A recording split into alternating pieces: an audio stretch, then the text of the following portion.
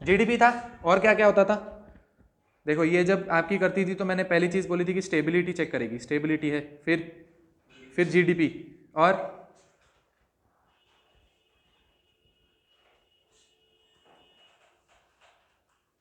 याद करो याद करो, कैसे आप भूल सकते हो यार, इतना जल्दी कैसे भूल सकते हो? इतना जल्दी भूल गया? अभी कितने दिन हो गए इस क्लास को? एनपीए। अरे एक इंपॉर्टेंट चीज बताओ ना, ये तो चलो आप लिख सकते हो, आगे छोटी छोटी चीज है, एक बड़ी चीज एक और थी। एक तो वो स्टेबिलिटी देखती है, उस वहां की स्टेबिलिटी कितनी है, एक देखती है वहां का जीडीपी कितना है, और एक और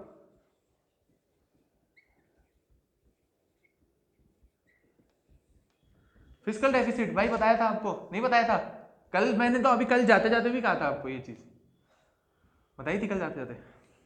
तो क्या, अगर जीडीपी आप बढ़ा के बताओगे, जीडीपी जितना ज्यादा होगा उतना ज्यादा क्रेडिट रेटिंग एजेंसी आपको ज्यादा वो ए बी बी प्लस वाली आपको रेटिंग देंगी, ठीक है? तो इंटरनेशनल मार्केट में आपका बोलबाला, तो बाहर की जो इन्वेस्टर्स होंगे वो भी इंडिया की तरफ आएंगे, ठीक है, कि हम यहाँ पे एफडीआई एफपीआई में इन्वेस्ट करेंगे, क्योंकि इंडिया का बॉन्ड मार्केट जो है वो बहुत ज्यादा अच्छा है, स्टेबल है। यहाँ की क्रेडिट रेटिंग एजेंसी ने यहाँ को ए प्लस बी ऐसा कोई रेटिंग दे रखी है।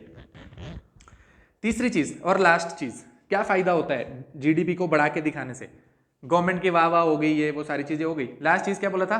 फिस्कल डेफिसिट में आपको फायदा, इससे आप ज्यादा फिस्कल डेफिसिट ऐसे ऐसे आप लिखोगे तो आपको घर पे याद आएगा कि फिस्कल डेफिसिट इंक्रीज हो गया, ऐसे नहीं, ऐसे लिखो आप कि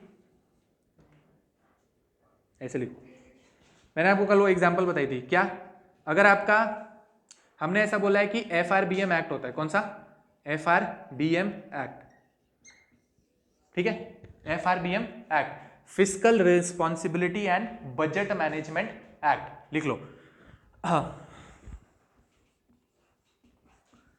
according to FRBM act, according to FRBM act, according to FRBM act, जो कि उसका फुल फॉर्म क्या है? Fiscal responsibility and budget management act.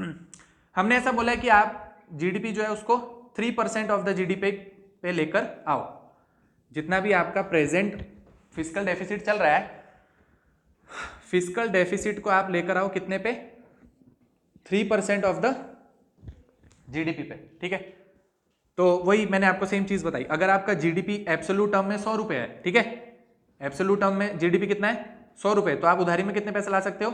3 रुपए। यही मतलब होता है ना इसका, यही मतलब हुआ 3% ऑफ जीडीपी, ठीक है? और वहीं पर मैं अगर आपको बोलूं कि मैंने बढ़ाकर एब्सोल्यूट टर्म में जीडीपी बढ़ा दिया, दिखा रहा हूं 200 रुपए है मेरा जीडीपी, तो मैं कितनी उधारी कर सकता हूं? 6 रुपए। बात समझ आई?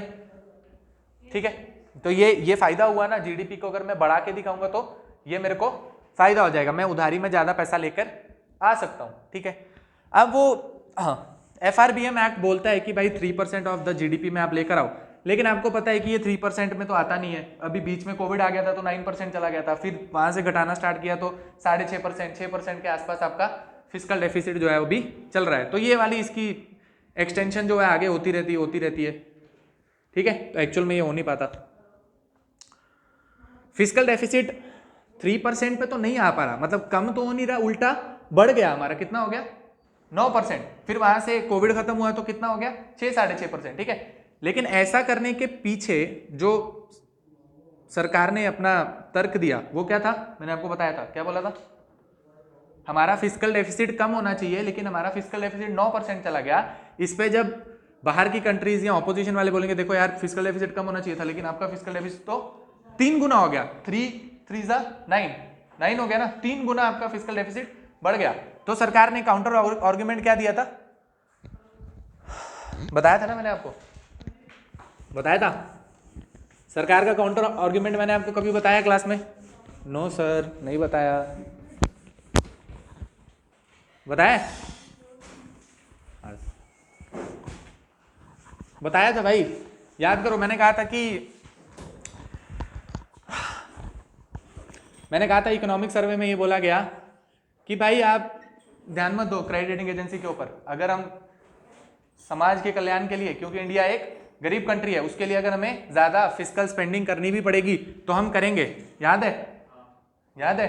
मैंने एग्जाम्पल भी दी थी, सलमान खान की मूवी 0 स्टार 100 करोड़ कमा रही है, तो क्या उसको फर्क पड़ना चाहिए कि मेरी मूवी को 0 स्टार मिला है? वो तो नेक्स्ट मूवी निकालेगा। बताई थी?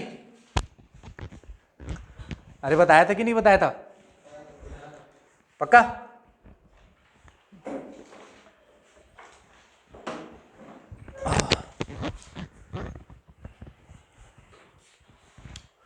ठीक है, तो ये उसके पीछे का जो मैंने आपको कनेक्ट करके बता दिया ये वाली चीज यहाँ। ठीक है, पहले मैंने आपको बताई थी, क्या बताई थी? कि इकोनॉमिक सर्वे ने बोला कि भाई आप ध्यान मत दो कोई आपको कुछ भी बोले कि आपका फिस्कल डेफिसिट बढ़ गया है, क्योंकि आप अगर हमारी पुरानी हिस्ट्री चेक करोगे तो आप देखोगे कि हमने कभी भी लोन डिफॉल्ट नहीं किया है। मैंने आपको क्लास में ढंग से बताया कि आप पुरानी हिस्ट्री चेक करो, हमने कभी लोन डिफॉल्ट नहीं किया और हमारी हिस्ट्री अच्छी है। और अगर इंडिया जो है वो वहाँ पे हमें सोशल सिक्योरिटी प्रोवाइड करवानी है, तो अगर हमें उधारी में पैसा लाके भी कुछ गरीब कल्याण की योजना चलानी पड़ेगी तो हम चलाएंगे। ठीक है, तो आप ये क्रेडिट रेटिंग एजेंसी से आप मत डरो। ठीक है, बताया था? ठीक है, तो जीडीपी के अंदर मोटा मोटा टॉपिक ये था, बाकी जो छोटा सा बचा होगा वो हम अभी बुक में देख लेंगे। काम की चीज़ वो बुक में आप पढ़ोगे तो मेरा काम है आपको चीज़ें आसानी से समझाना, ताकि आप घर पे जाओ तो आपको इकोनॉमिक पढ़ने में मजा आए। ठीक है, मेरा काम ये नहीं है कि आपको एक एक डेटा और एक एक चीज़ आपको लिखवा दूं, इतना स्पून फीडिंग तो नहीं हो सकता। ठीक है, फिर भी मैं जितना आपको करा रहा हूँ बहुत ज़्यादा है। अगर आपका इतनी बुद्धि है कि आप इसको गेन कर पाओ और याद रख पाओ तो कि बहुत ज़्यादा है। ठीक है, और आगे बढ़ते हैं। तो एक और चीज़ जो न्यूज़ में चलती रहती है, क्या? इंडिया का जीडीपी। एक तो ये चीज़ चलती है क्या, इंडिया का जीडीपी का जो कैलकुलेशन है वो क्या है, खराब है। ठीक है, वो बोलते हैं कि आप जो है ज़्यादा बढ़ा के जीडीपी दिखाते हो। ठीक है, फिर आप देखो ये बीच में कोविड का टाइम आ गया और फिर मैंने आपको अभी ग्राफ से बताया, जैसे इंडिया की जीडीपी ऐसे चल रही है ऐसे, तो फिर अचानक से नीचे गिर गई, फिर अचानक से ऐसी उठी, फिर ऐसे जा रही है। तो अलग अलग टाइप के ग्राफ आएंगे, वो आपकी बुक में दिया है कि नहीं दिया? अभी 2021 का है तो शायद दिया हो। ठीक है, पोस्ट कोविड टाइम की बात हो रही है। किसकी? पोस्ट कोविड टाइम पे सारे जो बड़े बड़े इकोनॉमिस्ट थे वो बोलेंगे कि भाई इंडिया की देखो इकोनॉमी इतनी डिप हो गई है। यहाँ पे क्या थी, -23% के आसपास चली गई थी, शायद थी -23% आया था, देखना इसको थोड़ा होमवर्क। -23% के आसपास चली गई थी। ठीक है, अभी -23 का मतलब क्या है, वो पिछले क्वार्टर के साथ जब आप कंपैरिजन करोगे तो उसके हिसाब से इतना नीचे गई है। ठीक है, तो वो बोल रहे थे कि इंडिया की जो जीडीपी है उसकी रिकवरी कैसे हो सकती है, तो उसके रिकवरी के शेप बता रहे थे। क्या? Shapes of recovery. क्या बता रहे थे? Shapes of recovery of GDP, है ना? तो कोई बोल रहा था ऐसे वी शेप्ड रिकवरी हो सकती है। क्या हो सकती है? V shaped recovery. कोई बोल रहा था यू शेप्ड रिकवरी हो सकती है। कैसी? U shaped recovery. वो कैसे हो सकता है? ऐसे जैसे चल रहा है और फिर नीचे गिरा है और फिर नीचे ही रहे बहुत देर तक और फिर जाके कहीं ऊपर उठे, तो फिर क्या हो सकता है? वो यू शेप्ड रिकवरी। ठीक है, एक होती है जिसको बोलते हैं के शेप्ड रिकवरी। ठीक है, ये तीन आप याद रखो, इतने आप याद रखोगे तो बहुत ज्यादा है।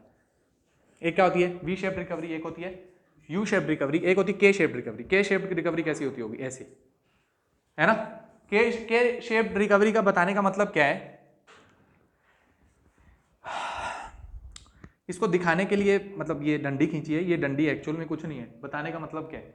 बताने का मतलब है कि कुछ चीज़ें होंगी, जैसे ये बेस लाइन है, तो बेस लाइन से कुछ चीज़ें तो होंगी जो आपकी ऊपर उठ जाएंगी। ठीक है, लेकिन कुछ जो सेक्टर्स होंगे इकोनॉमी के वो नीचे ही रहेंगे। बात समझ आई?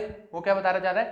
के शेप्ड रिकवरी। जैसे मैंने आपको बोला कि कोविड के टाइम पे या उसके बाद ये फार्मास्यूटिकल, एजुकेशन, तो ये तो सेक्टर कोविड के टाइम पे भी अच्छा काम कर रहे थे। ठीक है, बाद में भी उनकी ग्रोथ अच्छी हो रही थी, तो ये तो ऊपर चढ़ते रहेंगे। ठीक है, कुछ सेक्टर जो नीचे चले गए, जैसे लोगों ने सोचा यार अभी ज्यादा खर्चा नहीं करते, ये चीज नहीं खरीदते, वो चीज नहीं खरीदते, तो जो सेक्टर्स हैं, पर्टिकुलर सेक्टर्स जो वापस से रिवाइव नहीं हो पा रहे हैं, उसमें तो क्या अभी भी मंदी चल रही है। तो जिसमें मंदी चल रही है वो बेस लाइन से नीचे की तरफ जा रहा है और उसकी ग्रोथ वो बोल रहा है नहीं होगी, इसकी यहां पे इनकी ग्रोथ हो जाएगी। ठीक है, ये वी शेप में क्या बता रहा था कि हाँ डिप हो गया, लेकिन अब नेक्स्ट टाइम ऊपर उठ जाएगा, तो नीचे आने के बाद अचानक से ऊपर उठ जाएगा, तो क्या है? V shaped recovery. U shaped recovery में क्या है, मानो यहाँ पे माइनस में चल रहा है, -7%, तो मानो अभी फिर और क्वार्टर में -8%, फिर यहाँ पे भी माइनस में, और फिर ऊपर उठेगा तो फिर कहीं प्लस में वैल्यू देगा, ठीक है। तो वो क्या कहलाएगा, यू शेप्ड रिकवरी।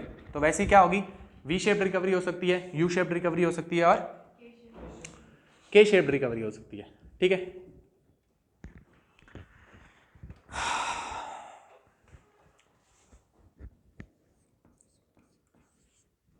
फिर और अच्छा सुन, अब थोड़ी सुनने वाली बात है, ठीक है।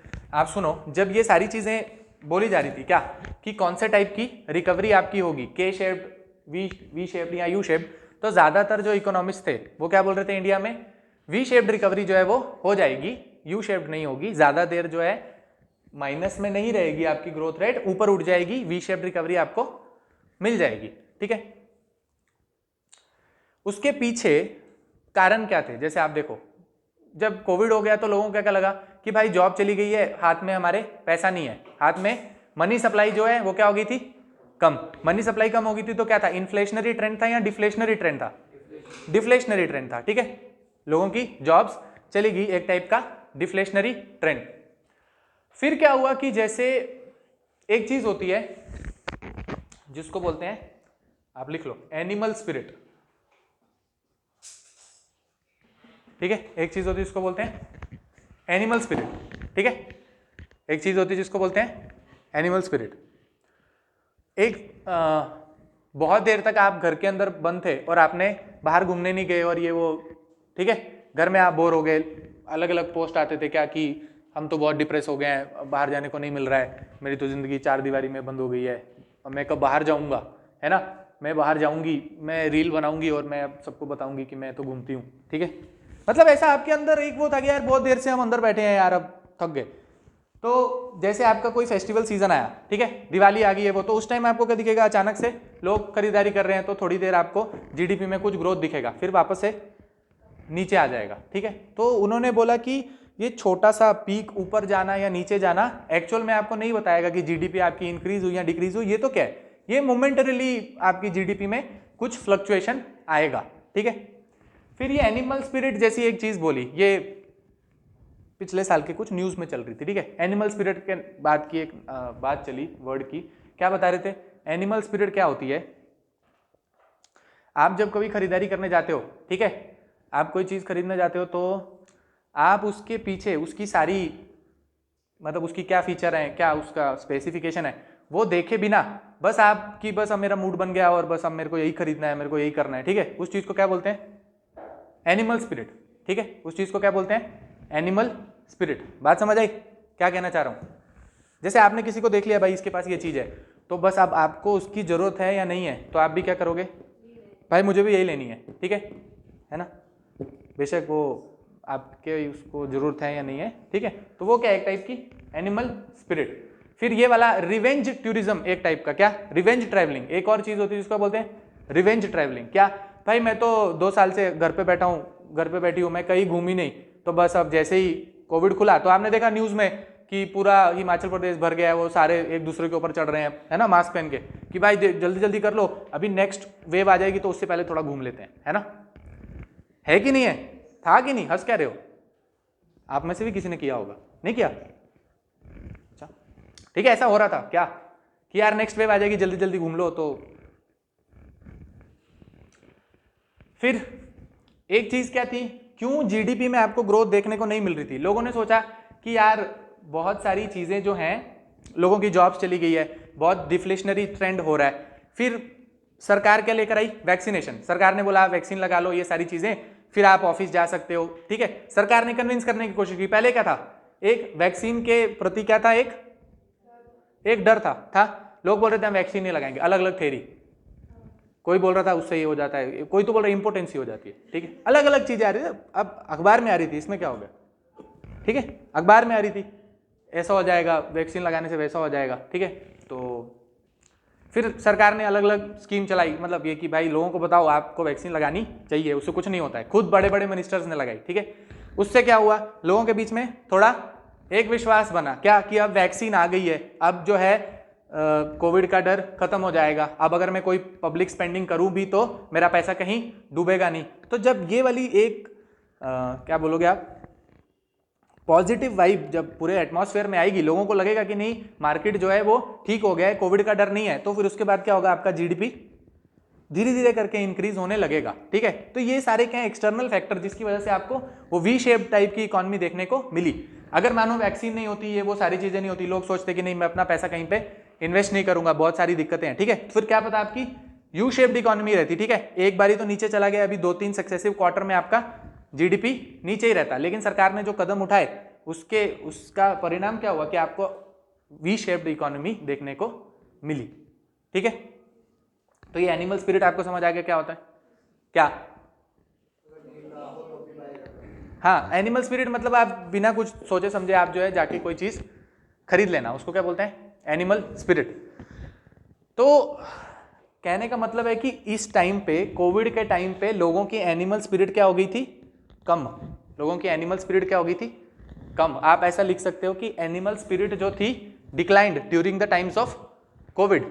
ठीक है, during the times of Covid animal spirit declined. क्यों भाई? देखो, अगर आपके हाथ में पैसा होगा तो फिर आप जम के उसमें क्या करते हो, कुछ ना कुछ आपको खरीदने का मन कर ही जाता है। ठीक है, मुझे तो लगता है कि सबसे जो खराब चीज आज के जमाने में हुई है वो क्या है, यूपीआई आईडी, है ना। पहले पैसे नहीं होते थे तो कम से कम सोचते थे कि यार पैसे नहीं है जेब में, अब क्या है, फोन निकाला और बस ध्यान भी नहीं देना है भाई, जो दिखा वहां स्कैन किया और भाई खत्म पैसा। घर जाके देखो तो आज तो बहुत पैसा लगा। ठीक है, मतलब समझ रहे हो? तो आपको जिस चीज की जरूरत भी नहीं है आप वो वाली चीज खरीद लेते हो अगर आपके जेब में पैसे हो। ठीक है, तो कहने का मतलब है कि कोविड का टाइम पे एनिमल स्पिरिट डिक्लाइन हो गई। ठीक है, जो कि एक वजह थी कि स्टार्टिंग में अब सरकार बहुत सारी चीजें कर रही थी। क्या, आत्मनिर्भर भारत पैकेज दे रही थी, ये वो, ईपीएफओ में खुद से आप आधा डालो तो आधा हम डालेंगे, मैंने बताया था ना उस टाइम, बताया था। इतना सब करने के बाद भी, एमएसएमई को इतना पैकेज देने के बाद भी, बीच में पूरा जो आईबीसी था, ठीक है, इंसॉल्वेंसी एंड बैंकरप्सी कोड, उसमें 1 साल के लिए सरकार ने बोला कि कोई रेजोल्यूशन मैकेनिज्म नहीं होगा, बंद कर दो इसको। ठीक है, ताकि जो कोई फंस गया या कंपनी डिसॉल्व हो गई है वो वाली सारी प्रोसीडिंग अभी हम नहीं करेंगे फिलहाल के लिए। ठीक है, तो ऐसे बहुत सारे सरकार ने स्टेप्स उठाए, लेकिन उसके बाद भी इकोनॉमी रिवाइव नहीं कर पा रही थी। ठीक है, उसके बाद भी इकोनॉमी रिवाइव नहीं कर पा रही थी, तो उसके लिए कहाँ जाना पड़ता है, लोगों के साइकोलॉजी पे जाना पड़ता है कि लोग क्या सोच रहे हैं। अभी लोग चाह रहे हैं कि यार बचत अभी ज्यादा कर लेते हैं, क्या यार जॉब जा रही है, मेरे साथ वाले की जॉब चलेगी, उसकी सैलरी आधी हो गई, ऐसे ही हो रहा था, सैलरी आधी हो गई, किसी किसी की जॉब चलेगी। ठीक है, तो उस ड्यूरेशन में लोगों को ज्यादा लगा कि यार जो है सरकारी जॉब होनी चाहिए थी। ठीक है, प्राइवेट है तो उसका खतरा तो एक टाइप से है, प्राइवेट जॉब है तो कभी भी आप निकाले जा सकते हो। ठीक है, तो ये इसके पीछे का कुछ बैकग्राउंड था जो मेरे को आपको जीडीपी में बताना था। ठीक है, जब हम आगे के टाइम पे बजट वाला चैप्टर उठाएंगे वहां पे मैं कोशिश करूंगा, अगर आपका ये प्रोजेक्टर चलेगा तो पूरा स्लाइड से हम देखेंगे कि पाई चार्ट से कि पुराने ट्रेंड क्या है, पुराने टाइम पे कितना जीडीपी चल रहा था, आज के टाइम पे कितना जीडीपी है। ठीक है, तो उससे आपको कुछ क्लियर अंदाजा मिलेगा। ठीक है, डेटा का भी। एक तो ये चीज होगी यहां पे खत्म। फिर एक और चीज थी, एक चीज चल रही थी कि कंपैरिजन किया जा रहा था किसका, इंडिया का बांग्लादेश के साथ। ठीक है, इंडिया का बांग्लादेश के साथ कंपैरिजन किया जा रहा था कि बांग्लादेश का जीडीपी जो है पर कैपिटा, जीडीपी लेकिन क्या, पर कैपिटा। ठीक है, जीडीपी, एक तो आपने नॉर्मल जीडीपी निकाल दिया और एक क्या हो गया, जीडीपी पर कैपिटा भी निकाल सकते हो ना, पर पर्सन जीडीपी। उसमें क्या है, जीडीपी निकाला, उसको आप बंदे के साथ करोगे डिवाइड तो क्या बनेगा, पर कैपिटा। ठीक है, तो बोल रहे थे कि भाई बांग्लादेश में बहुत ज़्यादा ग्रोथ हो रही है और ये सारी चीज़ें, तो उसके अगेंस्ट में और फेवर में बहुत सारी डिस्कशन चल रही थी। ठीक है, पर कहने का मतलब ये है कि सिर्फ किसी कंट्री की जीडीपी ग्रोथ ज़्यादा हो गई है तो वो डेवलप्ड कहलाएगा, या किसी कंट्री की जीडीपी ग्रोथ कम है वो लीस्ट डेवलप्ड कहलाएगा, ऐसा कोई प्रॉपर तो कोई चीज़ बनती नहीं है। क्या, मानो किसी कंट्री का जीडीपी ग्रोथ रेट इंडिया से ज़्यादा हो, 10% हो या 15% हो, और इंडिया का क्या है, मानो 7% हो, सिंगल डिजिट चल रहा है, तो क्या ऐसा थोड़ी पता चलेगा कि सामने वाली कंट्री इंडिया से ज़्यादा अच्छा काम कर रही है? क्या पता उनका 15% भी एब्सोल्यूट टर्म में इंडिया का 5% के भी बराबर ना हो। बात समझ आ रही है क्या कह रहा हूँ? क्या समझ आई? पक्का कि वो इतनी छोटी इकॉनमी है कि भाई वो 15% पे भी ग्रो करेगी तो पूरे इंडिया के टोटल जीडीपी का वो 10% या 5% भी ना हो, क्या पता। ठीक है, प्लस आपको पता है कि WTO हो और ये सारे मैकेनिज्म हो, कुछ बाकी डेवलप्ड कंट्रीज होती हैं उनके भी कुछ मैकेनिज्म होते हैं, किसके लिए, लीस्ट डेवलप्ड कंट्रीज के लिए। ठीक है, अब ये लीस्ट डेवलप्ड कंट्री क्या है, भाई एक पर्टिकुलर प्राइस का रेश, मतलब एक प्राइस फिक्स किया, ठीक है, कि कोई इतने पैसे पर कैपिटा कमाता है तो उसको लीस्ट डेवलप कंट्री में डालेंगे। कुछ क्या होंगी उनको क्या बोलेंगे, डेवलप्ड कंट्रीज, कुछ होंगी जिनको क्या बोलेंगे, नहीं अंडर डेवलप नहीं, इमर्जिंग इकोनॉमी, है ना, कुछ होंगी जिनको क्या बोलोगे, इमर्जिंग इकोनॉमी। इमर्जिंग इकोनॉमी कैसी होगी, जैसे इंडिया हो गया, साउथ अफ्रीका हो गया, ठीक है, ब्राजील हो गया, ये सारी क्या है, इमर्जिंग इकोनॉमीज, ठीक है। तो अब जैसे क्या होता है, कुछ मैकेनिज्म ऐसे होते हैं, वो जरूरी नहीं है कि WTO के हों, वो क्या होते हैं, कुछ कुछ जो डेवलप्ड कंट्रीज होती हैं ना, उनके खुद के कुछ मैकेनिज्म होते हैं, ठीक है। वो क्या करते हैं, कुछ ऐसे रूल्स निकालते हैं जिससे लीस्ट डेवलप्ड कंट्री या अंडर डेवलप्ड कंट्री को कुछ फायदा हो। फॉर एग्जांपल जैसे मानो बांग्लादेश, ठीक है, तो वो इमर्जिंग इकोनॉमी तो नहीं है, मैं उसको अपने हिसाब से क्या बोलूंगा, लीस्ट डेवलप्ड कंट्री में आती है वो, ठीक है, अंडर डेवलप्ड टाइप की कंट्री है, ठीक है। बेशक वहां का GDP इंडिया से बड़ा हो, ठीक है, परसेंटेज वाइज बेशक किसी क्वार्टर में ज्यादा दिखा रहा हो, इसका मतलब ये नहीं है कि वो डेवलप्ड कंट्री होगी, ठीक है। सिर्फ पर कैपिटा इनकम कितनी है ये डिसाइड नहीं करता है कि आप डेवलप्ड हो कि अंडर डेवलप्ड हो। डेवलप्ड कहलाने के लिए एक बहुत मेजर चीज होती है जिसको बोलते हैं कि आप एक्सपोर्टिंग कंट्री हो कि नहीं हो, कि आप एक्सपोर्टिंग कंट्री हो कि नहीं हो। और सिर्फ एक्सपोर्टिंग होना भी नहीं डिसाइड करेगा कि आप डेवलप्ड हो। जो आप एक्सपोर्ट कर रहे हो उसमें क्या होना चाहिए, सरप्लस, फिनिश्ड गुड नहीं, जो आप एक्सपोर्ट कर रहे हो उसमें क्या होनी चाहिए, मतलब विविधता, हिंदी विविधता मतलब वैरायटी, ठीक है, उसमें क्या होना चाहिए, वैरायटी होनी चाहिए, ठीक है। फॉर एग्जांपल सऊदी अरेबिया है, ईरान है, ऑयल एक्सपोर्ट करता है, तो क्या डेवलप्ड कंट्री कहलाएगा, नहीं। पैसा खूब है सऊदी अरेबिया के पास, तो क्या डेवलप्ड कंट्री हो गया, नहीं है। क्यों भाई, वो सिर्फ ऑयल ही एक्सपोर्ट करता है और उसके पास कोई चीज नहीं है। आज जिस दिन ऑयल खत्म हो गया तो खत्म सऊदी अरेबिया, ठीक है, खत्म ईरान, ठीक है। तो इसका मतलब क्या है कि आप एक्सपोर्ट कर रहे हो, लेकिन एक्सपोर्ट फिर ऐसी इतनी आपकी वैरायटी एक्सपोर्ट की, फिर आप कहलाओगे एक डेवलप्ड कंट्री, ठीक है। अगर US डेवलप्ड कंट्री है, यूरोप डेवलप्ड यूनियन है, तो इसीलिए कहलाता है, क्यों, क्योंकि भाई उसके पास बहुत सारी पेटेंटेड चीजें हैं, जीन्स वहां बनी, ये वो पेन वहां बन रहा है, ये वो सारी चीजें वहीं बन रही हैं, ठीक है, ठीक है। इसीलिए डेवलप्ड कंट्री कहलाने के लिए पर कैपिटा इनकम ज्यादा होनी चाहिए, लेकिन एक्सपोर्ट में क्या होनी चाहिए, वैरायटी, ठीक है। समझ आ रही है। तो मैं आपको क्या बता रहा था कि WTO के मैकेनिज्म को बाईपास करके भी कुछ ऐसे मैकेनिज्म होते हैं जो डेवलप्ड कंट्रीज होती हैं वो दे सकती हैं किसको, अंडर डेवलप्ड कंट्री को। जैसे क्या होता है, एक होता है generalise system of preference type एक चीज होती है, ठीक है। उसमें क्या करता है US, कुछ लीस्ट डेवलप्ड कंट्री को क्या देता है, डिस्काउंट देता है कि आपकी चीज अगर हमारे यहां पर आएगी तो उस पर कोई भी टैक्स नहीं लगाएंगे, ठीक है।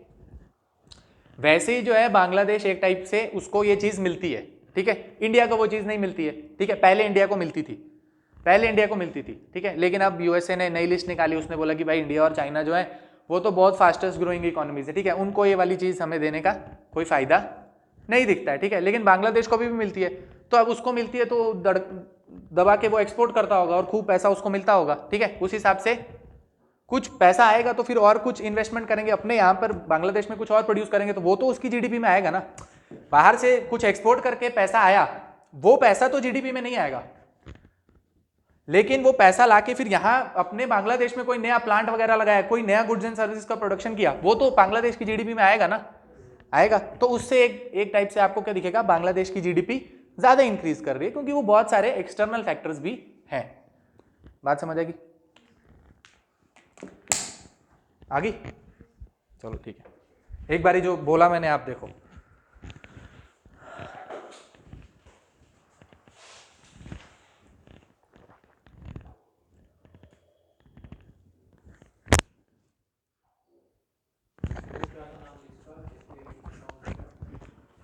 Generalised system of preference.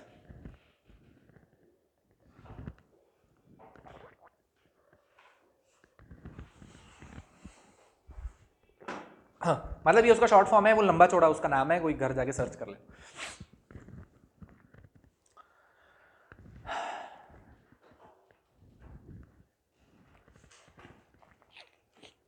ठीक है, तो इतना मेरे को आपको फिलहाल मुझे लगता है कि GDP में बताना था, जरूरत से ज्यादा मैंने आपको बता दिया। ये तो मेरे ख्याल से आपको होमवर्क देना चाहिए था मुझे, आप ये सारी चीजें पढ़ के आओ, ठीक है। पर मैंने आपको बता दिया, लेटेस्ट ट्रेंड बता दिया जीडीपी में क्या चल रहा है। क्या जीडी क्या है वो बताओ, कहाँ है बुक, लाओ बुक दिखाओ।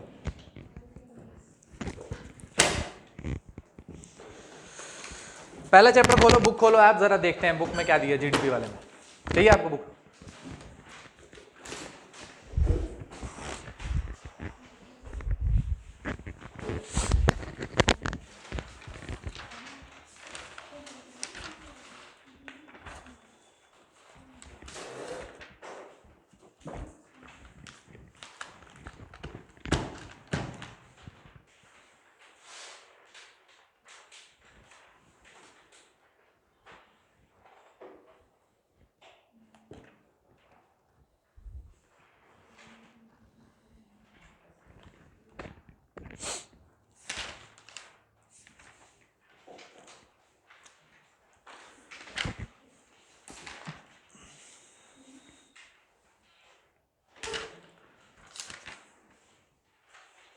एक टाइम पे आप जरा इधर आओ, पेज नंबर 15, नई वाली जो बुक है उसके पेज नंबर 15 पे आओ।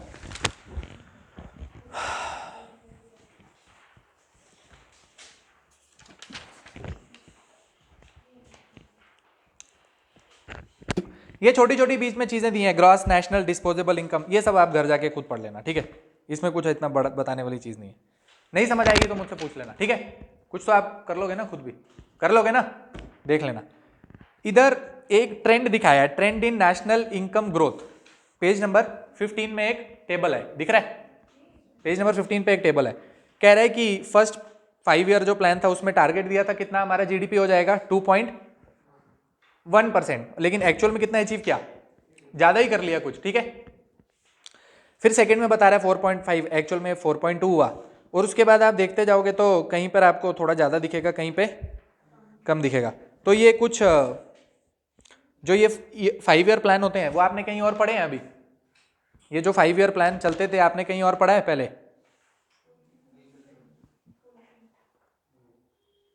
पढ़ा है? अरे बोलो तो सही, हाँ या ना तो बता दो। पॉलिटी में पढ़ा है 5 ईयर प्लान? पढ़े हैं। अच्छा, तो ये बता रहे हैं फर्स्ट 5 ईयर प्लान, तो उसमें क्या हुआ था? फर्स्ट 5 ईयर प्लान में क्या हुआ था?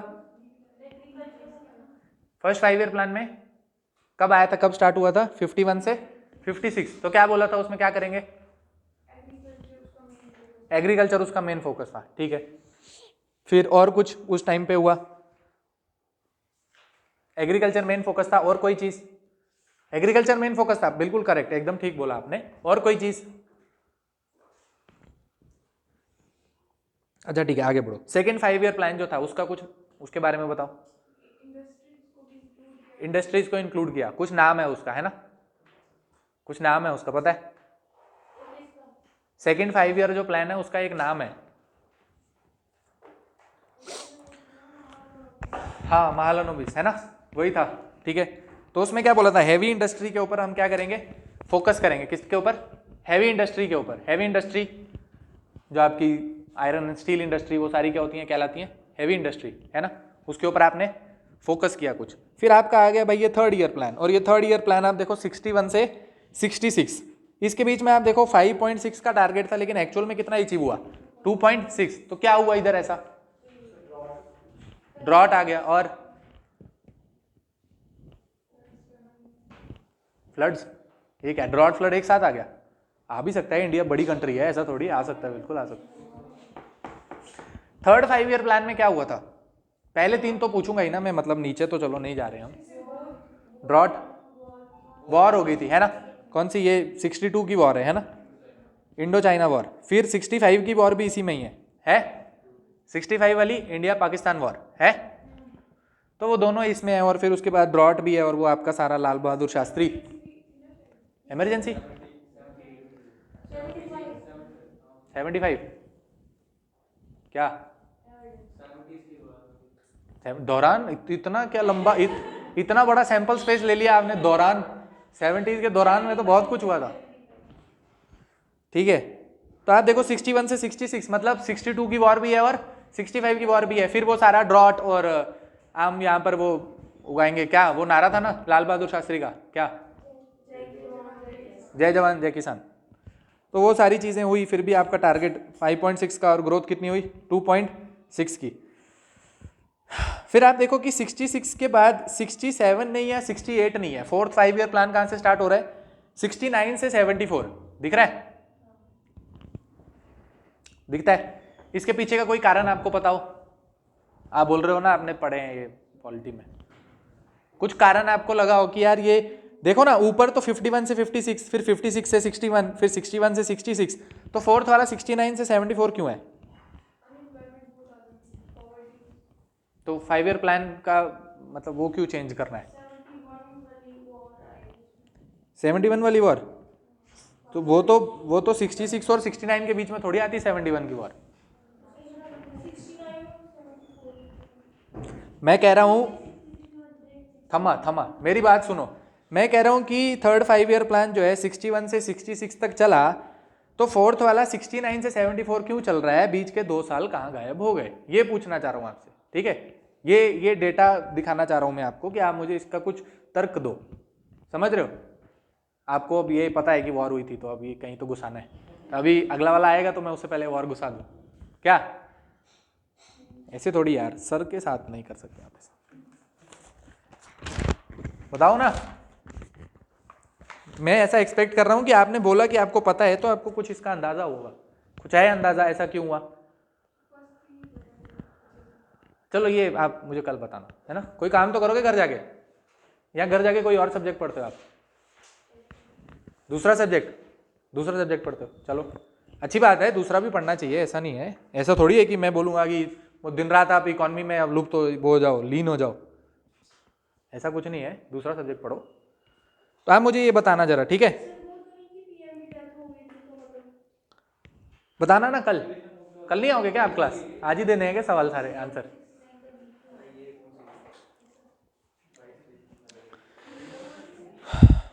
ठीक है, बताना फिर मुझे कल, ये बता दोगे? चलो ठीक है। ये जरा नेक्स्ट पेज पे आओ, इधर बोल रहा है latest data on GDP growth, जरा आना एक बार डेटा देखते हैं क्या कह रहा है।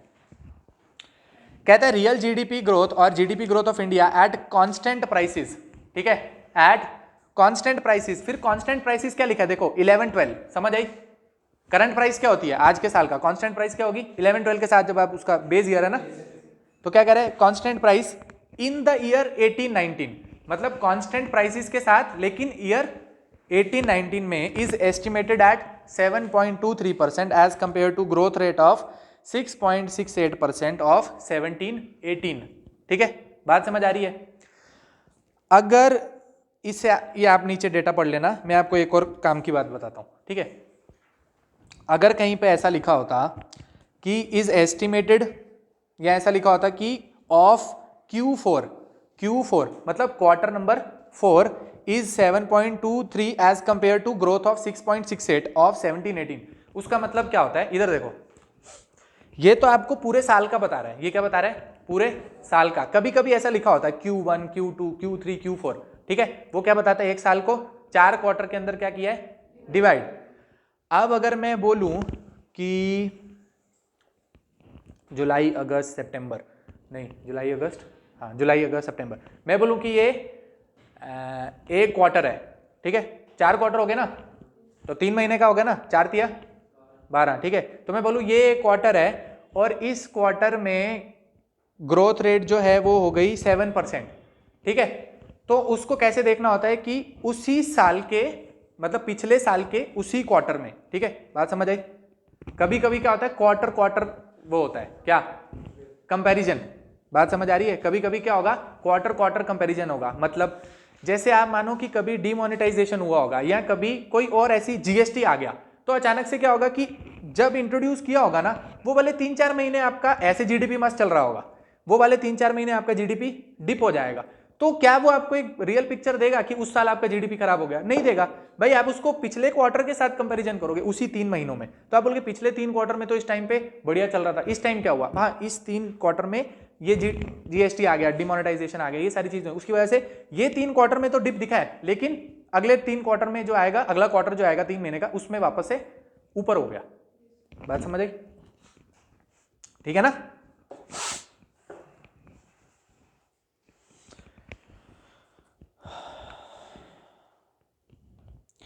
देखो इधर जरा नीचे आओ, इधर लिखा है in new series figures are available since 2004-5 according to IMF's world economic outlook October 2018 GDP growth rate of India is in 2018 is projected at 7.3% and India is fifth fastest growing nation of the world just behind Bangladesh. लिखा है जो चीज मैंने आपको अभी बताने की कोशिश की, बताई ना बांग्लादेश वाली एग्जांपल, वो बस यही बताना चाह रहा है। ठीक है,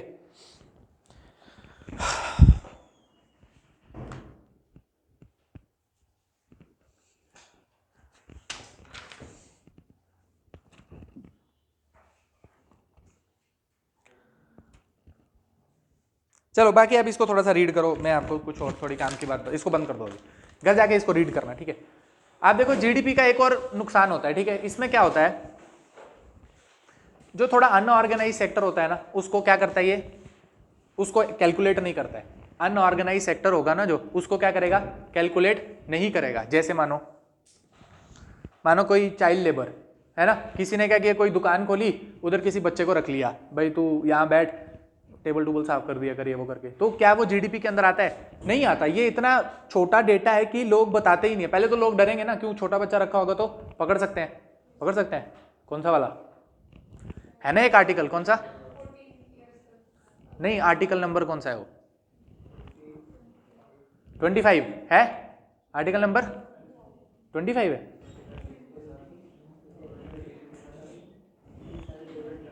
आर्टिकल नंबर 23 कौन सा होता है बताओ? 23-24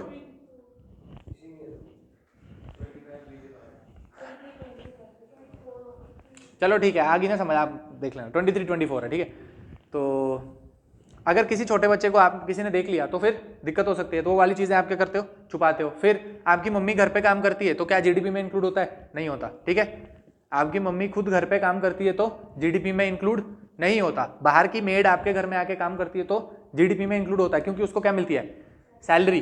ठीक है, इसका मतलब जो सारी हाउस होल्ड वुमेन्स हैं जो कि अपने घर पे खुद काम करती हैं, उनका जो डेटा है इसके अंदर नहीं आता। ठीक है, तो ऐसे बहुत सारी चीजें हैं जो कि जीडीपी में एक्चुअली में कैलकुलेट नहीं हो पाती, जिसमें से ये सबसे बढ़िया एग्जांपल होता है। कौन सा वाला? मम्मी घर पे जो काम करती है वो जीडीपी में इंक्लूड नहीं होता, हर जगह यही दिया होता है। ठीक है, ये एक ही एग्जांपल है। ठीक है, फिर क्या होता है, एक चीज जो मैंने आपको भी छोटे बच्चे वाली चीज बोली, उसको क्या बोलते हैं, अपॉर्चुनिटी कॉस्ट। आप लिख लो, एक छोटी सी चीज क्या है, अपॉर्चुनिटी कॉस्ट। 2018 नहीं 2019 या 20 के प्रीलिम्स के किसी पेपर में अपॉर्चुनिटी कॉस्ट पे एक एमसीक्यू आया था। ठीक है, 2019 या 20 के यूपीएससी के पेपर में अपॉर्चुनिटी कॉस्ट पे एक एमसीक्यू आया था। अपॉर्चुनिटी कॉस्ट क्या होती है,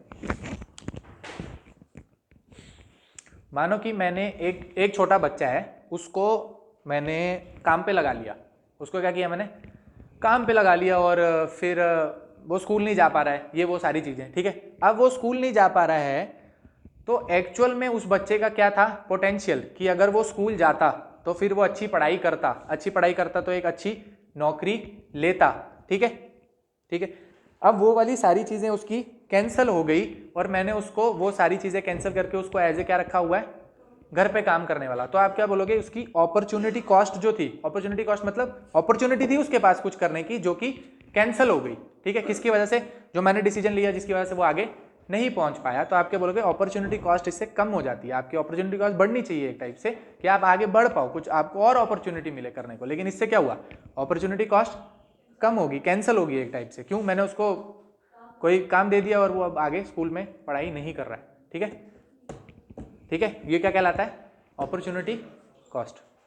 समझ आ गया अपॉर्चुनिटी कॉस्ट क्या होता है? लिखा है एक 19 या 20 के सवाल। अभी ये जो आपकी एमसीक्यू वाली किताब है ना, इसमें शायद 2020 तक का पेपर है शायद, तो शायद 2021 का क्वेश्चन है यहाँ, वो 2020 का क्वेश्चन है। कभी का है, आ जाएंगे जब एमसीक्यू करेंगे तब करवाऊंगा मैं आपको क्वेश्चन। ठीक है, ठीक है, यहां तक हो गया खत्म, तो जीडीपी खत्म हो गया। चलो आगे देखते हैं कुछ और। ठीक है, घर जाके उसमें जो दिया हुआ है उसको थोड़ा एक आध टर्म है, उसको आप पढ़ने की कोशिश करो। क्या, हाँ दिया है ना, इसमें पढ़ लेना ना यार घर जाके,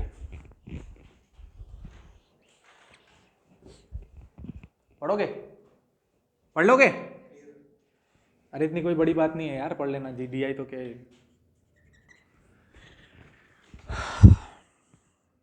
जीडीपी खत्म हो गया, आप कौन सा चैप्टर? इन्फ्लेशन, इसको खत्म कर देते हैं आज ही, ठीक है?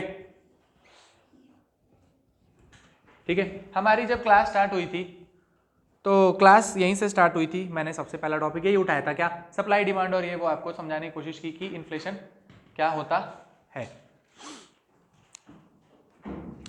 इन्फ्लेशन एक टाइप से क्या हो रहा था, मैंने आपको बोला था कि मार्केट में, मैंने आपको कहा था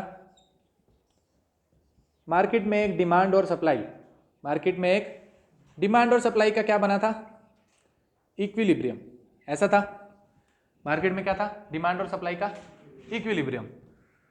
फिर किसी वजह से क्या हुआ था? यहां पे मनी सप्लाई क्या हुआ था? इंक्रीज। मनी सप्लाई क्या हुई थी? इंक्रीज। मनी सप्लाई इंक्रीज होगी। मनी सप्लाई इंक्रीज होने की वजह से क्या हुआ था? इक्विलिब्रियम बिगड़ गया, और एक टाइप से क्या हुआ आपको? इन्फ्लेशन देखने को मिला। इन्फ्लेशन मतलब महंगाई, महंगाई देखने को मिली। क्यों? एक इक्विलिब्रियम था जहां पे डिमांड और सप्लाई आपस में इक्विलिब्रियम में थे, यहां पर आपकी डिमांड बढ़ गई। डिमांड बढ़ गई मतलब लोगों के हाथ में मनी सप्लाई इंक्रीज हो गया। मनी सप्लाई इंक्रीज हो जाएगा तो क्या होता है? डिमांड बढ़ जाती है। तो ऐसे टाइप की इन्फ्लेशन को आप क्या बोलते हो? Demand pull inflation. Demand pull inflation या डिमांड साइड इन्फ्लेशन, ठीक है? डिमांड पुल मतलब डिमांड जो है वो खींच रही है उसको अपनी तरफ, ठीक है? डिमांड पुल इन्फ्लेशन, ठीक है? या आप बोल सकते हो डिमांड साइड इन्फ्लेशन की भाई एक इक्विलिब्रियम बन रखा था लेकिन किसी वजह से डिमांड इंक्रीज हो गई, तो आपका क्या हो गया? थोड़ा सा कुछ इन्फ्लेशनरी ट्रेंड आपको देखने को मिल रहा है। अच्छा, इसका उल्टा कर दें, दूसरी साइड क्या हो जाए? फिर से इक्विलिब्रियम है, एक डिमांड और यहाँ पे सप्लाई, तो यहाँ पे बहुत सारे मैं एस एस एस एस लिख दूं, ठीक है? अगर मैं यहाँ पे क्या लिख दूं? बहुत सारे एस एस एस एस, और यहाँ पर एक ही डी है, तो बताओ क्या सिचुएशन बनेगी?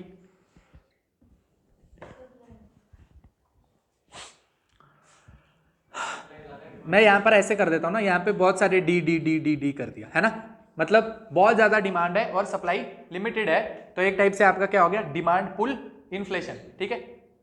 ऐसा ही होगा ना, too many people chasing too few goods, ऐसे ही बताया था, तो क्या होगा? Demand pull inflation. अब वहां पे मैं क्या बोल रहा हूँ? डिमांड का एक ही डी है, सप्लाई के बहुत सारे ऐसे ऐसे ऐसे, तो क्या आ जाएगा? क्या होगा बताओ? पुश, ऐसी जबरदस्ती, है ना? उल्टा होगा। मैं देख रहा था कभी कभी क्या होता है कि ऐसा एग्जांपल दो ना, तो सामने वाला अच्छा इधर डिमांड पुल, उधर सप्लाई साइड इन्फ्लेशन। नहीं, कैसे होगा सप्लाई साइड इन्फ्लेशन, है ना? ठीक है, ऐसा हमारा दिमाग ऐसा होता है। कभी कभी क्या होता था ना, किसी को पढ़ाओ ना तो एक एग्जांपल दो, एक एग्जांपल दो, फिर पिछला जो 10 मिनट पहले पढ़ा है वो अचानक से दे दो ना, तो बस फिर वही जो अभी पढ़ा रहे हैं उसी का ही आंसर दे देते हैं, है ना? ये क्या, थोड़ा आपको दिमाग लगाना पड़ेगा। इधर क्या है? इधर सप्लाई बहुत ज्यादा है, मतलब आपको वो 10 रुपए का मोमो दे रहा है, वो कह रहा है भाई मुझसे 8 रुपए का ले जाओ, वो कह रहा है मुझसे 7 रुपए का ले जाओ, इतनी सारी सप्लाई है? और इधर आप अकेले हो, आपके पास इतना सारा ऑप्शन है, तो वो सामने वाले को कुछ रेट कम करना पड़ेगा ना, ऐसा ही होगा। तो क्या होगा? ये इन्फ्लेशन नहीं, यहां पर क्या होगा? यहां आप एक टाइप से बोलोगे डिफ्लेशन वाली कोई सिचुएशन है, इधर है। हाँ, फिर एक और सिचुएशन देखते हैं। अब यहां पर मैं बोलूं कि बहुत सारा D D D D D, ठीक है, और यहां पर एस एस एस एस, पहले ऐसा था लेकिन अब कुछ एस कम हो गए, ऐसा हो गया। अब क्या होगा? हाँ, पर कौन सी? मैं आपको ऐसे बोल रहा हूं, ऐसे रखो। पहले यहाँ पे डी डी डी डी 4, यहाँ पे 1 2 3 4 ऐसे थे, 1 1 2 2 3।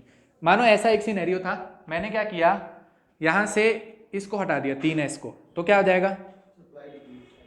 तो क्या होगा? सप्लाई ड्रिवन डिमांड, अरे बोलेंगे क्या उसको, सप्लाई साइड इन्फ्लेशन है ना, ठीक है, सप्लाई साइड इन्फ्लेशन। बात समझ आ गई, डिफरेंस आ गया तीनों में, समझ, डिफरेंस समझ आ गया तीनों में।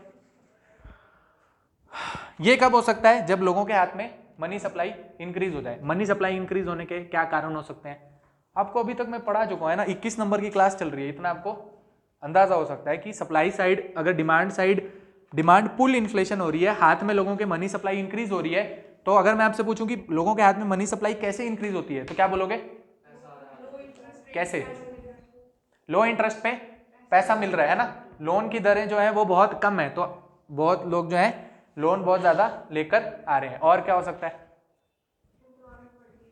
एम्प्लॉयमेंट बढ़ गई है, ठीक है, ये भी हो सकता है, एम्प्लॉयमेंट बढ़ गई, लोगों को नई नौकरी मिल रही है, हाथ में लोगों के पैसा आ रहा है। और गोल्ड पे ज्यादा मिल रहा है, मतलब नहीं समझ नहीं आया। ओके ओके ओके, आप बोल रहे हो वो लोन टू वैल्यू रेशो, है ना, लोन टू वैल्यू रेशो, ठीक है, वो भी हो गया। और आप क्या बोल सकते हो कि गवर्नमेंट बहुत ज्यादा स्पेंडिंग कर रही है ना, गवर्नमेंट की स्पेंडिंग इंक्रीज हो गई है, या फिर गवर्नमेंट बहुत ज्यादा सब्सिडी दे रही है, ऐसी स्कीम चला रही है गरीब कल्याण की, जिससे मनी सप्लाई इंक्रीज हो रही है, ठीक है, ठीक है, कैसे, वही जो नॉर्मल सी चीज होती है, वो मनरेगा में आपने पहले किसी को पैसे नहीं मिलते थे, अब आप जबरदस्ती सबको पैसा दे रहे हो, गड्ढे खोदो ये वो करके, तो लोगों के हाथ में ज्यादा पैसा आ रहा है, पहले सब्सिडी कम मिलती थी, अब आप सब्सिडी दे रहे हो, तो उससे भी कुछ पैसा लोगों के हाथ में ज्यादा बच रहा है, ठीक है। ऐसे क्वेश्चन में क्या होता है ना, आप बोलोगे कि सर आपने ये चीजें बताई थी, अब एमसीक्यू आया तो अब हम उसमें गलत करके आ गए। जैसे क्या होता है, मैंने आपको ये सारी चीजें बताई, 3-4 चीजें बता दी, अभी एक साल का एक क्वेश्चन आया था, उसमें लिखा था, उसमें ऐसे ही लिखा था कि किस किस वजह से इन्फ्लेशन हो सकता है, ठीक है। एक उसमें ऑप्शन था HRA, ठीक है, HRA सुना है आपने, क्या होता है, हाउसिंग अलाउंस होता है, क्या होता है, हाउसिंग अलाउंस, ठीक है। आप अगर किसी सरकारी नौकरी में करते हो, ठीक है, तो आपको सरकार क्या देती है, हाउसिंग अलाउंस, ठीक है। यहाँ तो आप बोलोगे कि मैं अपने घर पे रहता हूँ, ठीक है, तो आपको HRA मिल जाएगा, यहाँ तो बोलेंगे कि आप जो है सरकारी आपको दे दिया हमने घर, आप उधर रहा करो, ठीक है। अगर आप वहां पे नहीं रहते हो तो आप बोलोगे नहीं नहीं मेरा अपना घर है, तो आप मेरे को HRA दे दिया करो, ठीक है। आप अगर मैं बोलूं कि HRA इंक्रीज हो गया, ठीक है, तो वो भी तो एक टाइप से यही हुआ ना कि मनी सप्लाई इंक्रीज हुई है।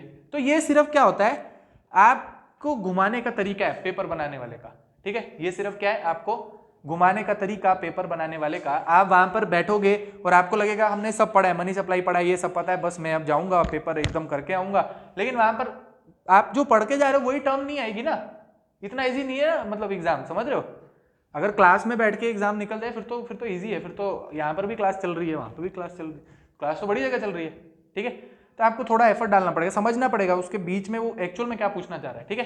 तो समझाने की कोशिश क्या है कि वहां पर लिखा था HRA, वहां इंक्रीज इन HRA, तो मतलब क्या, HRA इंक्रीज हो गया, अब आपको और हाउसिंग अलाउंस मिल रहा है, ज्यादा पैसा लोगों के हाथ में आ रहा है, तो एक टाइप से मनी सप्लाई इंक्रीज होगी, उसका मतलब जो उसके बीच में से निकल रहा है निचोड़, वो यही था क्या, मनी सप्लाई इंक्रीज होना। ये एक एग्जांपल।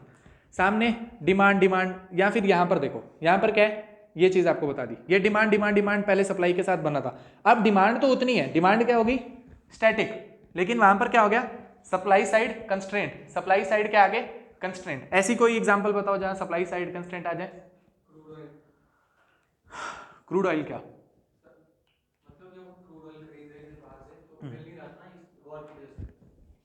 ओके ठीक है, चलो क्रूड ऑयल, कोविड में मास्क और सैनिटाइजर, उनकी सप्लाई कम होगी इसलिए महंगे बिक रहे थे, ऐसा कहना चाह रहे हो। हाँ ठीक है, बिल्कुल बोल सकते हैं कि आपने फियर साइकोसिस, क्या बोलते हो, फियर साइकोसिस में आपने क्या किया, सारे पहुंच गए दुकान पे कि हमें मास्क और ये सैनिटाइजर खरीदना है, ठीक है। कुछ कुछ तो सिर्फ स्टाइल स्टेटमेंट के लिए कि मेरे पास अगर सैनिटाइजर होगा तो क्या मैं अलग दिखूंगा मार्केट में थोड़ा, है ना। बात समझ आ रही है, आप बेशक उससे हाथ वाथ कुछ नहीं, वो आपको 2 साल से उतना ही आपके हाथ में पड़ा हो, ठीक है, लेकिन क्या स्टाइल स्टेटमेंट, भाई मेरे पास तो सैनिटाइजर है, आई एम वेरी क्लीन, ठीक है। हाँ, तो ऐसा भी हो सकता है, ठीक है। या क्या हो सकता है, नॉर्मल आप एग्रीकल्चर के साथ उसको रिलेट करो, इस साल क्रॉप अच्छी नहीं हुई, ठीक है, इस साल एल नीनो ईयर आ गया, ठीक है, एल नीनो आ गया, सूखा पड़ गया, ड्रॉट हो गया, हमने सोचा था, एक्सपेक्ट किया था इतनी पैदावार होगी, या फिर तो उसके हिसाब से उतनी पैदावार नहीं हुई, ठीक है। तो सप्लाई साइड में कंस्ट्रेंट आ गया, डिमांड उतनी है, तो क्या हो जाएगा, क्या हो जाएगा, इधर क्या होगा इन्फ्लेशन, लेकिन सप्लाई साइड वाला इन्फ्लेशन है ना, सप्लाई साइड इन्फ्लेशन। कभी कभी उल्टा भी हो जाता है ना, मैंने आपको पहले बताया था एक बार, बम्पर पैदावार हो गई है ना, बम्पर पैदावार में लोग बिल्कुल जो चीज 10 रुपए की बिकनी चाहिए वो 1-2 रुपए की बिक रही है, तो फिर as a sign of protest लोग वो पूरा वो टमाटर फेंक दिए और वो पूरा दूध घी वो फेंक देते हैं, नदियाँ बहा देते हैं, है ना। तो ये चीज़ बताने की कोशिश क्या कर रहा है कि इन्फ्लेशन एक्चुअल में क्या होता है, महंगाई, और महंगाई डिमांड साइड हो सकती है, सप्लाई साइड हो सकती है, डिफ्लेशन भी डिमांड साइड और सप्लाई साइड दोनों हो सकती है, ठीक है, हो सकती है। डिफ्लेशन आप देखो ऐसा भी तो हो सकता है ना कि डिमांड साइड की डिफ्लेशन हो जाए। डिमांड साइड की डिफ्लेशन कैसे हो सकती है, डिमांड, अभी ये मैंने आपको बताया सप्लाई साइड की डिफ्लेशन, क्या बहुत सारे लोग हैं और बोल रहे हैं आप हमसे खरीदो, तो आप उसमें बार्गेनिंग करोगे तो सस्ते में मिल जाएगा, ऐसे ही होगा। फ्ली मार्केट में आप जाते हो, फ्ली मार्केट में आप जाते हो तो हर दूसरा बंदा हमसे जीन्स ले लो, ये लो, है ना, तो फिर लास्ट में आप जाके बोलते हो कि जो सबसे सस्ता है वो हमें दे देता है, तो क्यों भाई, बहुत सारे लोग सेम चीज बेच रहे हैं और आप गए तो आपको सस्ते में दे देगा, ठीक है, एक टाइप से। अगर इसका उल्टा बोलूं, मैं बोलूं कि डिमांड साइड डिफ्लेशन कैसे हो सकती है, तो कोई एग्जांपल दो।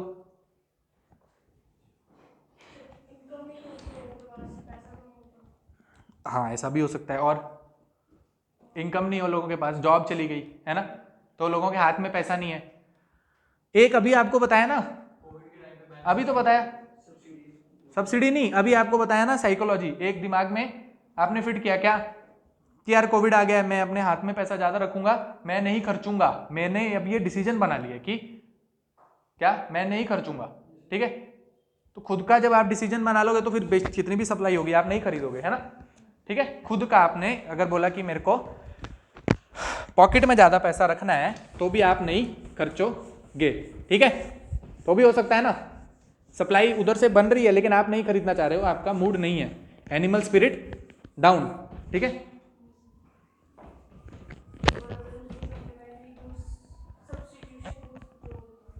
जो भी क्या होते हैं, एक वर्ड बोलो ना, सप्लीमेंट्री या सब्स्टिट्यूशन।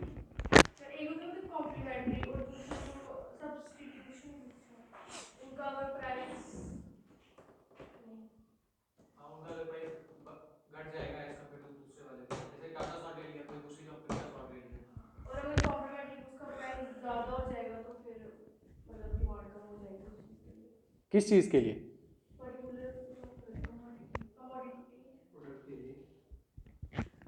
नहीं समझ नहीं, आप क्या कहना चाह रहे हो कि अगर आप पहले टाटा सॉल्ट लेते थे 20 रुपए का, अब आप उसकी जगह 15 रुपए का पतंजलि का, वो पतंजलि वैसे ज्यादा महंगा होता है मैंने ऐसे देखा है ना, अच्छा, और उसकी जगह आपने पतंजलि का 15 रुपए का सॉल्ट लिया, तो उससे क्या हुआ, डिफ्लेशन। टाटा सॉल्ट वाले के लिए डिफ्लेशन थोड़ी देखना होता है यार, पूरे कंट्री के लिए डिफ्लेशन देखना होता है, टाटा सॉल्ट का क्या लेना देना, वो बोलेगा कि भाई मेरा प्रॉफिट नहीं हुआ, वो क्या बोलेगा, मेरा प्रॉफिट नहीं हुआ, वो डिफ्लेशन थोड़ी है भाई। डिफ्लेशन का मतलब आप कंट्री के लिए उसको देखते हो, ठीक है, वो क्या होता है, प्रॉफिट, वो क्या बोलेगा भाई मेरा इस साल प्रॉफिट कम हो गया, ठीक है, मेरा मुनाफा नहीं हो पा रहा, मेरी सेल कम हो रही है, वो क्या बोलेगा, मेरी सेल कम हो गई, ठीक है, ठीक है। इन्फ्लेशन आपको समझ आ गया, तो आपको मैंने बता दिया डिमांड साइड इन्फ्लेशन क्या होती है, सप्लाई साइड क्या होती है, वही सारी चीजें समझ आ गई आपको। अब क्या बताएं, ठीक है, आप देखो इन्फ्लेशन तो उसको नापने के दो तरीके, ठीक है, इन्फ्लेशन आपको समझ आ गई, महंगाई समझ आ गई, तो नापने के दो तरीके, एक क्या होता है सीपीआई, एक क्या होता है सीपीआई, और एक क्या होता है डब्ल्यूपीआई, डब्ल्यूपीआई, तो इसके नाम आपको पता होने चाहिए, क्या, कंज्यूमर प्राइस इंडेक्स, ठीक है, कंज्यूमर प्राइस इंडेक्स, और ये क्या है होलसेल प्राइस इंडेक्स, आसान चीज।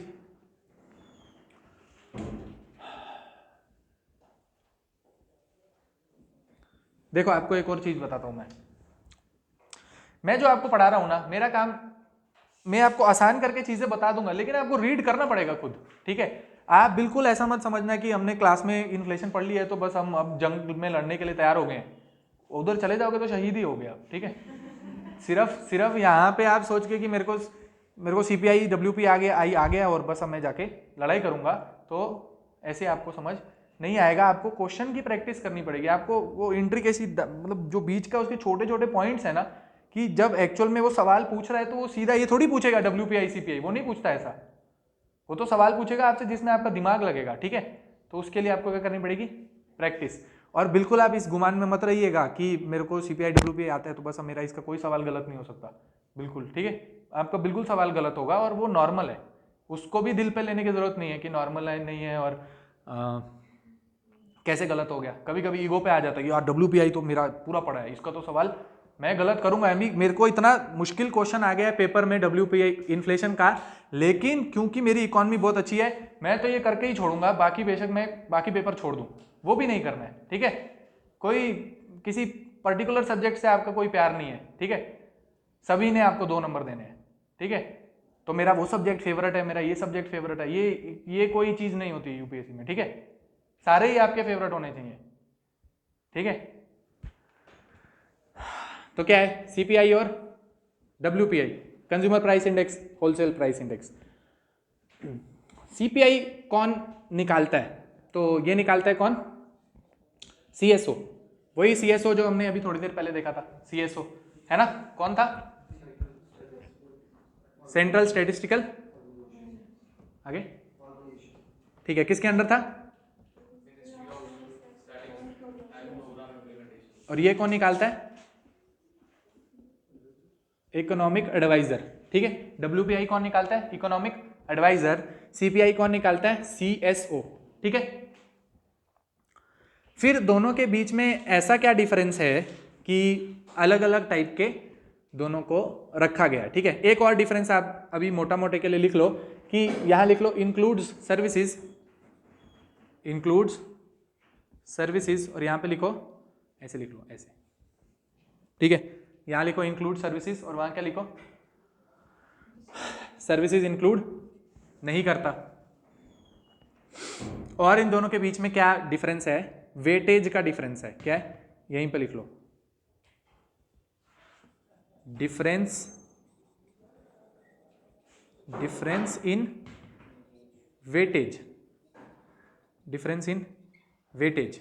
तो वेटेज का डिफरेंस है, और मतलब ये दोनों के बीच में डिफरेंस है। वेटेज का डिफरेंस क्या है कि मैं आपको अभी बताऊंगा तो सही, लेकिन अभी 5 मिनट बचे हैं, तो आप अभी सुनने की कोशिश करो सिर्फ इसको, ताकि आप कल की क्लास के लिए रेडी हो जाओ, ठीक है। कल हम पढ़ेंगे इन्फ्लेशन, ठीक है। कहने का मतलब क्या है, कौन सी सेगमेंट में ज्यादा महंगाई हुई है उसकी जो वेटेज है वो दोनों के अंदर अलग है, ठीक है। कंज्यूमर प्राइस इंडेक्स ज्यादा देखेगा, मतलब जो ऐसी चीजें जो ज्यादा कंज्यूमर कंज्यूम करता है, ठीक है, मतलब फल सब्जियां, ये वो ज्यादा चीजें हैं जो ज्यादा कंज्यूम हो रही हैं, ठीक है, तो इससे ज्यादा इफेक्ट होता है कंज्यूमर, ठीक है। तो इन चीजों में इन्फ्लेशन होगी तो मतलब हाउस होल्ड को ज्यादा दिक्कत होती है, ठीक है। यार गाड़ी महंगी हो गई है, वो तो आपने ज्यादा खरीदनी ही नहीं है, वो तो आपने एक बार खरीदी तो वो 5 साल 10 साल चलेगी, ठीक है। लेकिन सब्जी रोज खरीदनी है, दाल चावल खरीदने हैं, ठीक है, तो इसमें अगर इन्फ्लेशन होगी तो आपको ज्यादा दिक्कत होगी, ठीक है।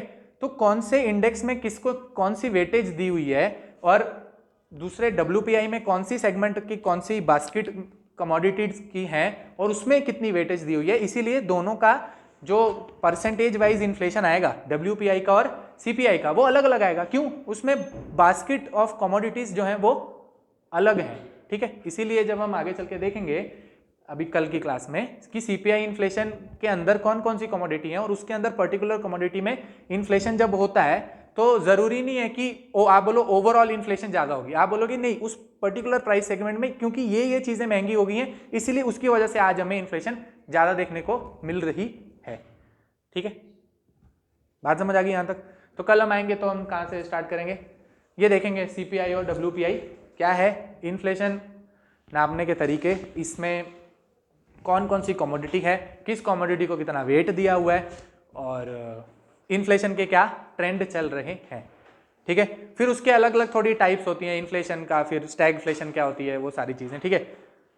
मैं आपको वैसे तो होमवर्क दूंगा लेकिन चलो मैं बता दूंगा, ठीक है। वो कोई इतनी बड़ी बात नहीं है, एक एक लाइन होती है, ठीक है। स्टैगफ्लेशन जैसे हो गया, या डिफ्लेशन क्या हो गया, रिसेशन क्या हो गया, ठीक है, तो उसका पर्टिकुलर एक लाइन का मीनिंग होता है, तो वो हम देखने की कोशिश करेंगे कल, ठीक है। चलो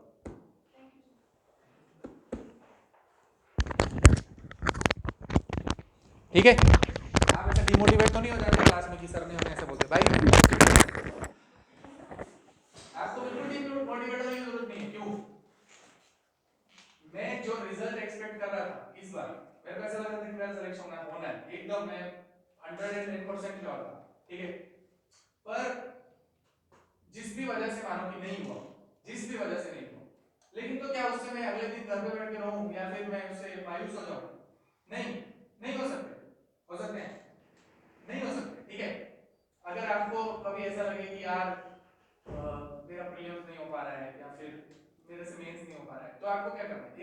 दिन का आप रेस्ट लो, क्या करो, 1-2 दिन का रेस्ट लो, वापस से रिवाइज करो, मतलब सोचो अपने दिमाग में कि वर्थ इट है, क्या मैं इसमें और ध्यान लगा सकता हूँ, या फिर मैं सिर्फ पीयर प्रेशर में ये चीज कर रहा हूँ, ठीक है, क्या सिर्फ मैं पीयर प्रेशर में कर रहा हूँ, क्या मेरी बॉडी मुझे सपोर्ट करती है ये करने के लिए, मेरा माइंड इस जगह पे है करने के लिए, ठीक है, ये आंसर सिर्फ आप ही के पास है। बात समझ आ रही है? आप क्लास में आए हो, मुझे नहीं पता कि कितने लोगों को सही में ऐसा लगता है कि मैंने ये जो करियर ऑप्शन चुना है मेरे को सही में वहीं पर जाना था, या फिर कभी कभी क्या होता है ना, लोग करियर ऑप्शन ऐसा चुन लेते हैं कि यार नीचे वाले की क्या पढ़ाई करते हैं, ऊपर वाले की पढ़ाई करते हैं, नीचे वाले को फायदा निकल जाएगा, है ना, कभी कभी बहुत सारी जनता ऐसा सोचती है यार यूपीएससी की तूने तैयारी की, यूपीएससी की तेरे लिए तो क्या है, बाकी एसएससी तेरे लिए क्या है, ये तेरे लिए जीकेएसएस भी क्या है, ठीक है, समझ रहे हो, लेकिन आप अगर आपको पता है कि आप सही में वर्दी एस्पिरेंट हो, आप बनना चाहते हो आईएएस, तो वो चीज आप ही को पता है, ठीक है, और उसके लिए मेहनत लगेगी, थोड़ी सी मेहनत लगेगी, बहुत सारे सेटबैक होंगे, ठीक है, मेरा मेंस ना निकलना तो बहुत ही छोटी बात है भाई, मेरे तो दोस्त के भाई हैं जो कि सिविल सर्विसेज के अंदर है, वो खुद आईपीएस है, वो अगली बार आईएएस बनने के लिए पेपर देते हैं तो प्रीलिम्स नहीं निकलता है, ठीक है, ठीक है, ये तो इतना डायनामिक पेपर है कि आपको बिल्कुल डरने की जरूरत नहीं है।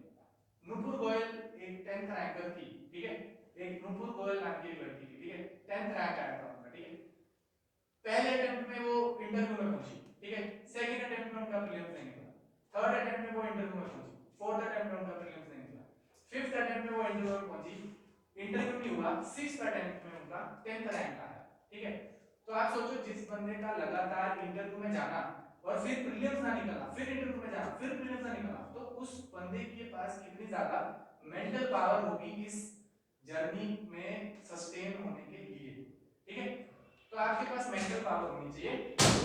तो ये आज का मोटिवेशनल